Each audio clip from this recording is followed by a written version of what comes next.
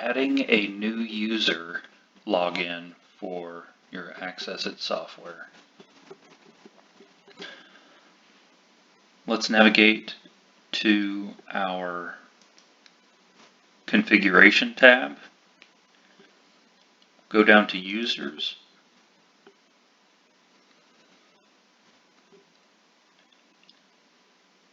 You can either right-click in the white space to add a new person, or you can use the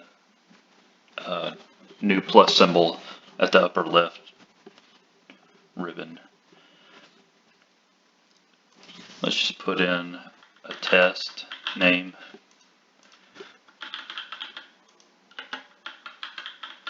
Test. You want to require password change at your next login. You could activate, set an active date or an expire date if you wanted to. Typically, you would go in and you're not typically going to know when someone's going to quit or change jobs or whatever. So you could just go in and highlight and then delete that person as you need to. The first time the person logs in, you'll set them a basic password. Let's just call this password 123.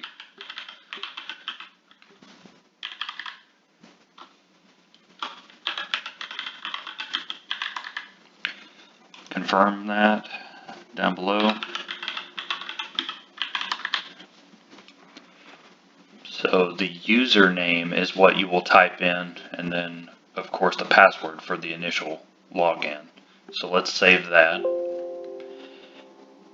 Changes will not take effect until the next time this user logs in. So currently we're logged in to my user. Let's go ahead and go to the system status screen and go over and scroll down. I am logged in. So these are all the workstations that are currently logged in. You'll notice that once I go out of here, I'm going to close. I'll open up Accessit. And then we'll log in as that test user.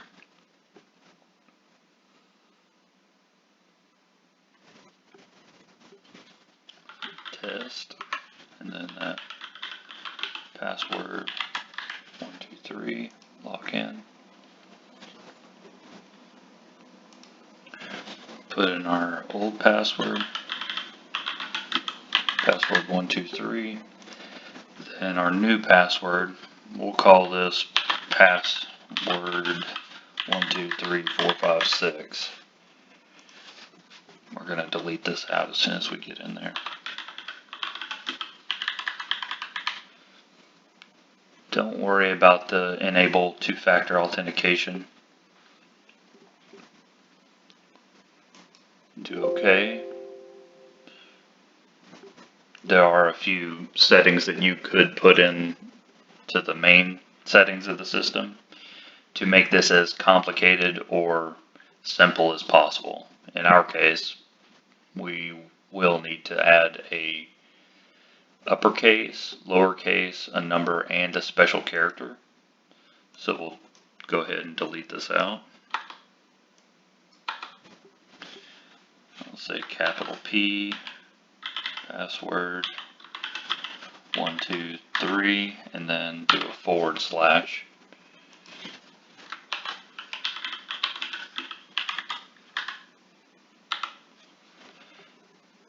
Say OK. Password successfully changed.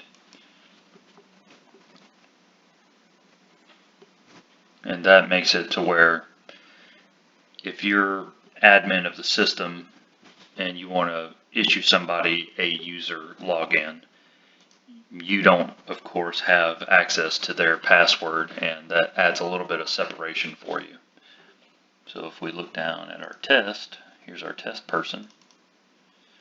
Double click on it. Notice the require password change on next login is unchecked. So if for some reason someone has lost their password, you can go back to this, check this box, and when they go to log in the next time, it will require a password change. Or you could delete that user altogether, retype their name, and it will have a checkbox for the require password on login. And for this test, we will go ahead and select this person, either right click and delete, or you can go to the ribbon up top and click delete. Are you sure you want to delete one user? Say yes, and they're taken out of your system.